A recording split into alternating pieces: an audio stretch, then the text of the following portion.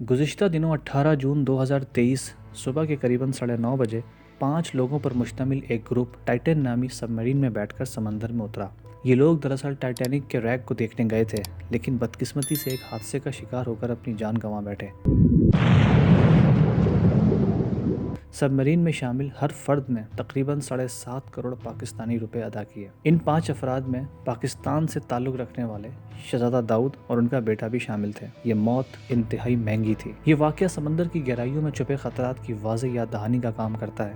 تاہم یہ ہالی ووڈ سے تعلق رکھنے والے فلم ساز جیمز کیمرون کی مہم جوئی کی قابل ذکر کوششوں کو بھی سامنے لاتا ہے، جنہوں نے خود کو ٹائٹینک کے ریک اور مریانا ٹرینچ کو تلاش کرنے کے لیے وقف کر دیا تھا۔ واضح رہے RMS ٹائٹینک 1912 میں اپنے پہلے سفر کے دوران ایک برفانی تودے سے ٹکرانے کے بعد ڈوب گیا تھا، جس کے نتیجے میں ایک المناک جانی نقصان ہوا۔ جیمز کیمرون کو ٹائٹینک کے بارے میں دلچسپی تھی، جس کی وجہ سے وہ اس تاریخی واقعے پر فلم بنانے پر مجبور ہوئے۔ 19 دسمبر 1997 کو ریلیز ہونے والی ٹائٹینک، جو کروز کے آئس برگ حادثے کے پس منظر میں ترتیب دی گئی تھی، اور اس فلم میں لیونارڈو ڈی کیپریو نے جیک کا کردار ادا کیا تھا اور کیٹ ونسلیٹ نے روز کا کردار ادا کیا۔ یہ فلم عالمی سینما کی قابل احترام فلموں میں سے ایک فلم مانی جاتی ہے۔ فلم ساز جیمز کیمرون کے جہاز کے ریک کو تلاش کرنے کے پختہ عزم نے انہیں اس مہم جوئی کے لیے مجبور کیا۔ جیمز کیمرون نے ذاتی طور پر ٹائٹینک کے ریک کے 33 دورے کیے اور اس موضوع سے اپنے گہرے تعلق کو ظاہر کیا۔ RMS ٹائٹینک کا ریک پہلی مرتبہ ستمبر 1985 کو ایک مشترکہ امریکی فرانسیسی مہم جو ڈاکٹر رابرٹ بلارڈ اور ایک سمندری ماہر جین لوئس جو ایک انڈر واٹر انجینئر تھا نے دریافت کیا۔ یہ سمندری تاریخ کا اہم لمحہ تھا۔ جہاز کا ریک نارتھ اٹلانٹک اوشن میں تقریباً 12,500 فٹ کی گہرائی میں نیو فاؤنڈ لینڈ، کینیڈا سے تقریباً 600 کلومیٹر ساؤتھ ایسٹ میں پایا گیا۔ جیمز کیمرون نے ٹائٹینک کے ریک کا پہلا دورہ 1995 میں کیا، جس کے دوران انہوں نے ہائی ڈیفینیشن فوٹیج اور ٹائٹینک کی باقیات کی تصاویر حاصل کرنے کے لیے جدید ریموٹ کنٹرول گاڑیوں کا استعمال کیا۔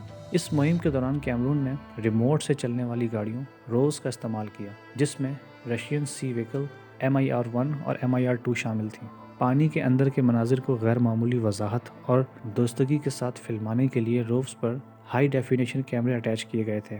اس مہم جوئی کے دوران حاصل کی گئی فوٹیج نے جہاز کی خرابی کے بارے میں قیمتی معلومات فراہم کی اور ٹائٹینک کے ڈوبنے کے بارے میں سمجھنے میں اہم کردار ادا کیا۔ تاہم جیمز کیمرون کو اپنے ایک دورے کے دوران ایک مہلک حادثے کا سامنا بھی کرنا پڑا، جس سے وہ اور ان کی ٹیم 16 گھنٹے تک پانی کے اندر پھنسے رہے۔ یہ واقعہ گہرے سمندر کی تلاش میں موجود انتہائی خطرات کی واضح یاد دہانی کا کام کرتا ہے۔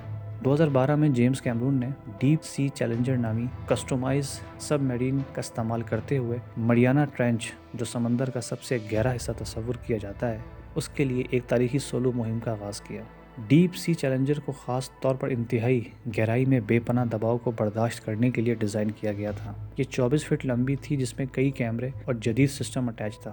واضح رہے مریانا ٹرینچ پیسیفک اوشن میں ایسٹ اور ساؤتھ میں واقع ہے، 43 میل کی چوڑائی کے ساتھ 1580 میل تک پھیلا ہوا ہے، جس کی گہرائی تقریباً 35,756 فٹ ہے۔ اپنی مہم سے پہلے کیمرون نے ایک وسیع تحقیق کی، ماہرین سے مشورے کیے اور اہم معلومات اکٹھی کرنے کے لیے تاریخی ریکارڈ کا مطالعہ کیا۔ جیمز کیمرون کے لیے حفاظت اولین ترجیح تھی۔ انہوں نے میرین انجینئرز اور ٹیکنیکل ٹیم کے ساتھ مل کر کام کیا، گہرے سمندر کی تلاش سے وابستہ ممکنہ خطرات کو کم کرنے کے لیے ہنگامی منصوبے نافذ کیے۔ ڈیپ سی چیلنجر جدید ہائی ڈیفینیشن کیمروں سے لیس تھی، جس نے کیمرون کو مریانا ٹرینچ کی گہرائیوں تک اپنے سفر کو ڈاکومنٹ کرنے کی اجازت دی۔ کیمرون نے غیر دریافت شدہ گہرے سمندر کے ماحول کی واضح تصاویریں فراہم کیں۔ پریشر ویزل سب میرین میں ایک مضبوط خاص کمپارٹمنٹ تھا جہاں جیمز کیمرون بیٹھے تھے۔ یہ کمپارٹمنٹ پانی کے اندر بہت زیادہ دباؤ کو سنبھالنے کے لیے بنایا گیا تھا۔ نیچے کا دباؤ اس سے 1000 گنا زیادہ مضبوط ہوتا ہے، جو سمندر کی سطح پر محسوس کیا جاتا ہے۔ Navigation and control system sub Marine میں خاص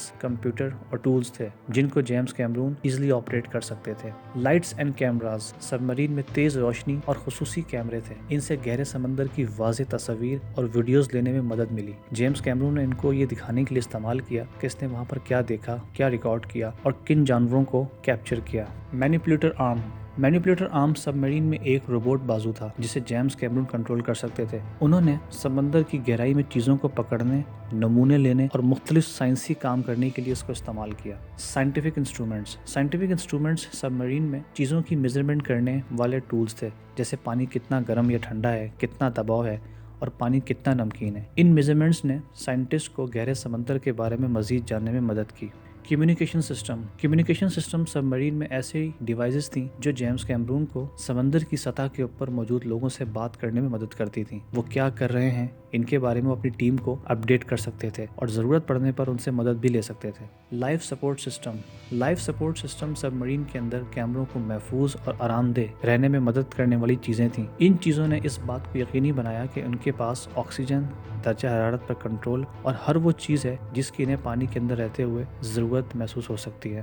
بیٹری پاور سسٹم سب مرین میں خصوصی بیٹریز اور پاور حاصل کرنے کے طریقے تھے۔ اس توانائی کو تمام آلات جیسے لائٹس، کیمروں اور کمپیوٹر پر کام کرنے کے لیے استعمال کیا گیا۔ ان تمام چیزوں نے مل کر سب مرین کو ایک ہائی ٹیک گاڑی میں بدل دیا جس نے کیمرون کو سمندر کی تہہ تک جانے اور گہرے سمندر کو ایکسپلور کرنے کا موقع دیا۔ بلا شبہ جیمز کیمرون کی ٹائٹینک کے ریک اور مریانا ٹرینچ میں کامیابیاں شاندار ہیں۔ اپنی مہم جوئی کے دوران حاصل کی گئی ٹیکنالوجی اور فوٹیج نے گہرے سمندر کے ماحول اور تاریخی جہاز کے ریک کے بارے میں سمجھنے میں اہم کردار ادا کیا۔ اگر آپ لوگوں کو ویڈیو پسند آئے تو اسے لائک کریں، شیئر کریں اور سبسکرائب کریں۔